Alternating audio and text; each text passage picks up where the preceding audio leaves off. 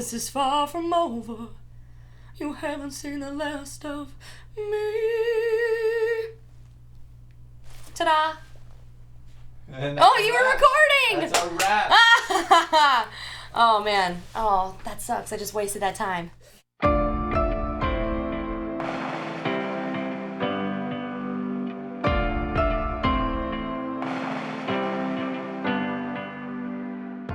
Take Me Down was a song that I wrote with my friend Skylyn Dumont. She's an incredible writer, someone who's just amazing to write with because she's like the ad-lib queen. She can just go off.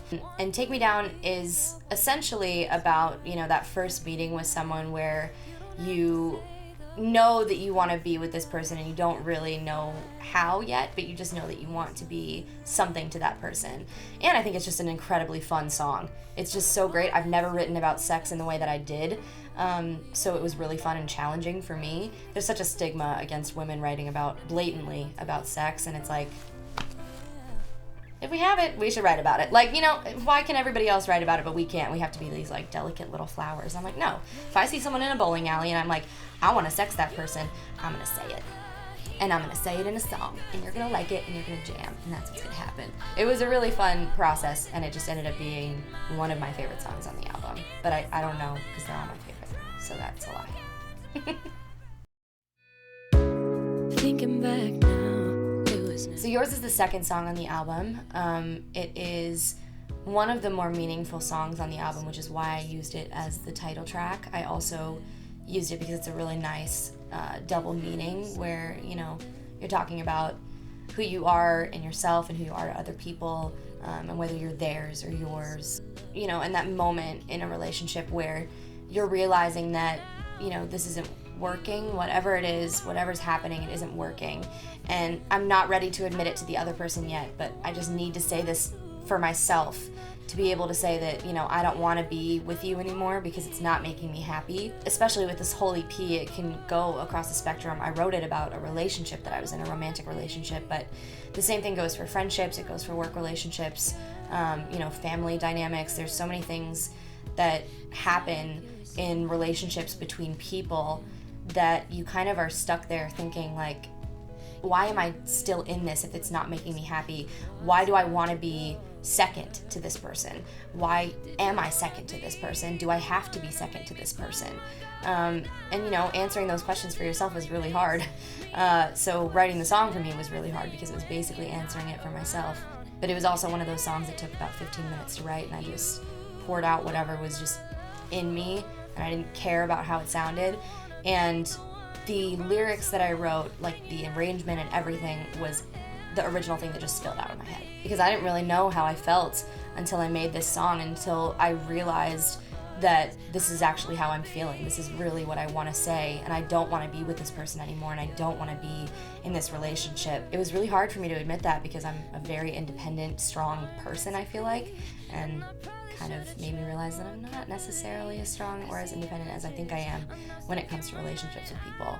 It was really meaningful for me to write just because, it was hard to realize that.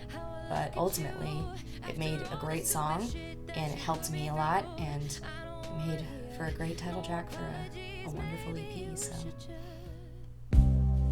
Do you wanna fight? If is the third song on the EP.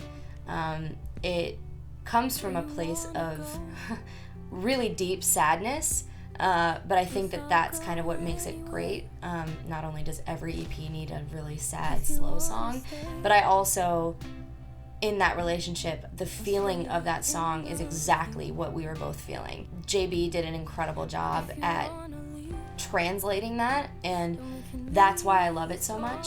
It's kind of that realization that you have mutually between one another that you can try and stay in the relationship and try to work it out, which will probably result in both of you resenting each other, or you can just leave on good terms and just, let it be what it was. And that's kind of the conversation we had to have, and it's really hard. I mean, it sounds so simple when you talk about it, but it's really hard to have that conversation because it's sad.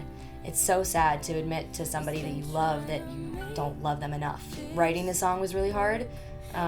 Recording the song was really hard. For a while, I couldn't record it or sing it without crying. But ultimately, it just resulted in one of the most beautiful songs I feel like I've ever written. And it's just kind of like this beautiful homage to this relationship, which is a nice contrast to the last song, which was basically a huge fuck you. It's supposed to be super sad, but it's kind of like this really nice, bittersweet end to whatever relationship, you know, you're in. So.